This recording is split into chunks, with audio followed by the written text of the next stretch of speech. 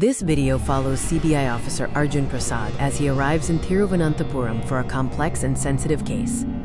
The humidity in Thiruvananthapuram wasn't just weather, it was a physical presence, a heavy, wet blanket clinging to the skin. CBI officer Arjun Prasad stepped onto platform number 1 at Thiruvananthapuram Central, ready to begin his investigation. The 29-year-old officer had arrived, shielding his eyes against the harsh afternoon sun reflecting off the station signs. Wearing his crisp white shirt and gray trousers, Arjun looked painfully like an outsider amidst the sea of local colorful attire. He dragged his trolley bag through the deafening noise, a loud cacophony of vendors, porters, and announcements. The station was filled with the rhythmic chant of "Kaapi, Kaapi, Chaya, Chaya" from the vendors, adding to the overwhelming sound. Arjun stopped near the exit and looked at the signage. Beautiful, looping Malayalam script with smaller English letters reading, "Welcome to God's own country." He approached the line of auto rickshaws, asking for the CBI guest house in VISHA-VALAYam. The driver quoted him a fixed price, claiming the meter was faulty and citing, quote, "traffic block" as the reason for the high fare. Too tired and thirsty to argue, Arjun reluctantly accepted the 500 rupee fare, dreading the assignment ahead. As the auto moved, he watched the city pass by, a place of contradictions, chaotic yet incredibly serene and green with leaning coconut trees. His phone buzzed. It was Joint Director Rao from headquarters, checking on his arrival and providing a crucial warning. Rao warned that the local Kerala cadre and crime branch were unhappy about the CBI stepping on their toes, feeling territorial about the case. The local police claim the 11 recent deaths are merely statistical anomalies, coincidences, or heart attacks. However, Rao confirmed that Arjun was there because the pattern suggested otherwise. Arjun knew it too. 11 healthy young women dying in 6 months was clearly not a coincidence. It was a deeply troubling pattern. His instructions were clear. Focus on the forensics and data. Do not let them provoke you, and use your skills as a profiler. Arjun understood the weight of the task. 11 healthy young women dropping dead with no cause of death made absolutely no sense at all. This is the story of ASP Arjun Prasad, reporting for duty at the Trivandrum CBI field office to take on a complex case. The Trivandrum CBI field office was housed in a colonial-era bungalow, the yellow paint peeling, the garden overgrown, and the interior smelling of old paper and damp wood. Inside the main hall, or bullpen, 4 desks were pushed together. 3 men and 1 woman sat around the desks, their conversation instantly dying as Arjun entered. Arjun stopped at the edge of the room and announced himself. ASP Arjun Prasad, reporting for duty.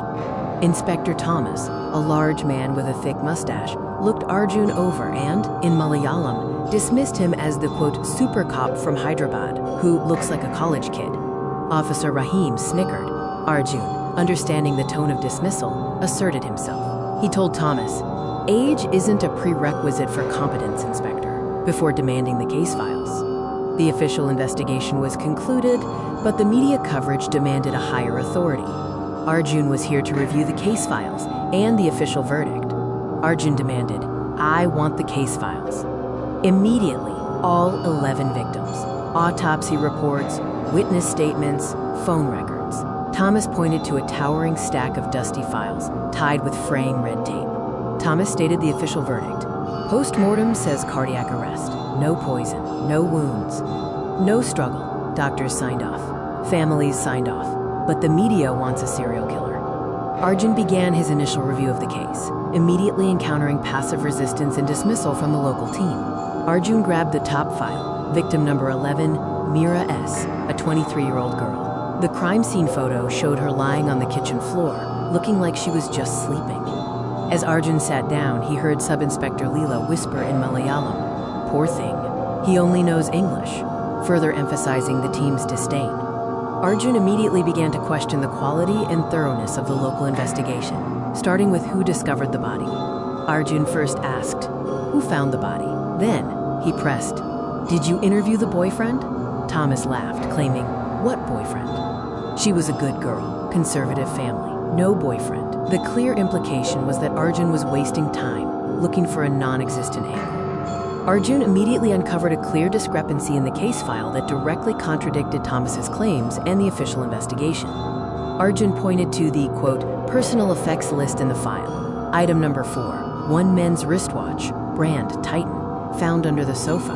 Arjun said dryly, "Conservative girls usually don't keep men's watches under their sofas, Inspector." Thomas's confident smile instantly faltered. Thomas tried to recover, suggesting it was the father's watch. Arjun immediately countered, "Her father died in 2018. It says so right here in your own report." The room went completely quiet. The snickering stopped. Arjun didn't gloat. He simply turned the page, signaling he was taking over the investigation. It's late, and the silence of the empty office is broken only by the rhythmic tick of the wall clock.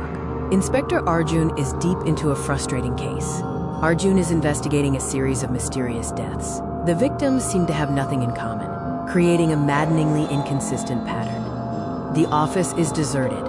Only the hum of the mosquitoes and the insistent ticking of the clock are left to keep Arjun company as he pushes through the night. He has devoured 5 case files. Victim 1, a nurse. Victim 2, a student. Victim 3, a housewife.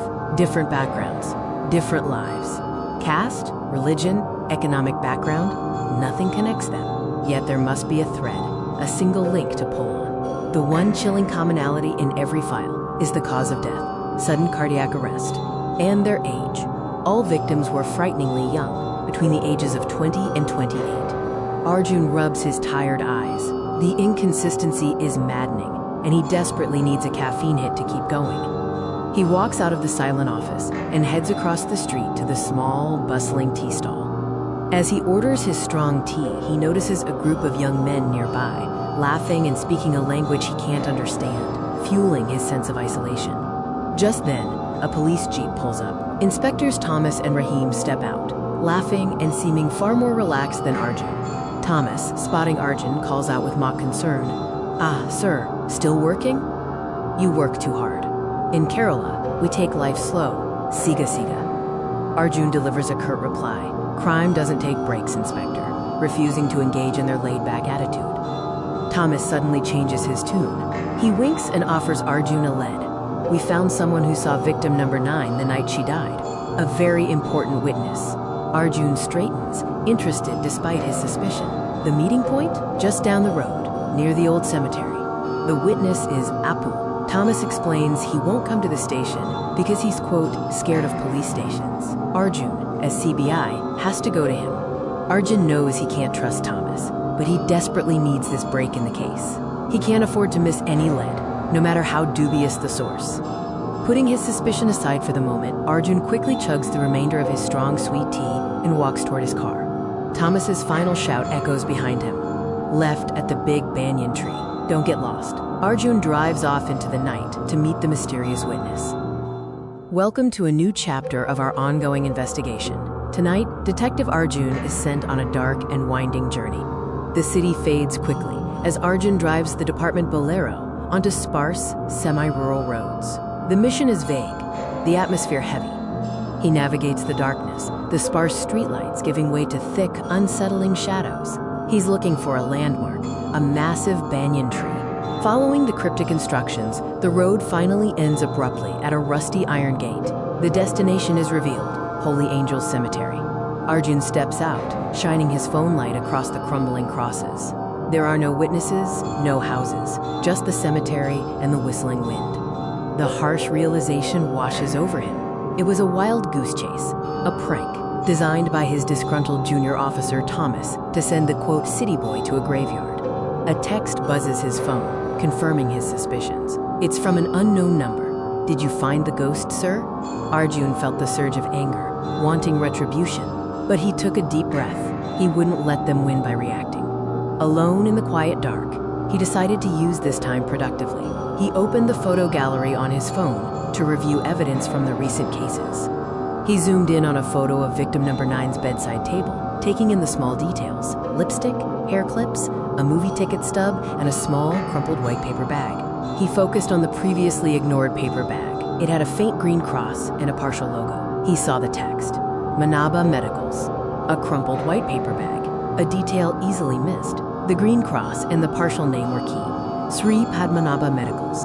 Arjun's heart quickened. He swiped to the files of victim number 5 and found a similar bag in the background of that crime scene photo. The connection was undeniable. A grim smile spread across Arjun's face. Two victims, months apart, had both visited the same pharmacy shortly before their deaths. He had found his thread. This was the first real lead. The death warrant, he thought, might have been signed at this medical store. The game was about to change. Arjun drove away from the graveyard. He didn't return to the station. He immediately set a course for Sri Padmanabha Medicals. As he reversed the car, the headlights briefly caught a fleeting glimpse of something in the dense bushes. A figure, possibly a man in a raincoat, watching him. Arjun slammed the brakes, but a second look revealed nothing but swaying palm leaves. He shook off the paranoia, calling himself out for being jumpy. Deep in the city, behind the medical store, a man named Madhavan was humming a love song, meticulously crushing a blue pill into a fine, deadly powder. Arjun drove into the night with his new lead. The prank was over. The real hunt had begun.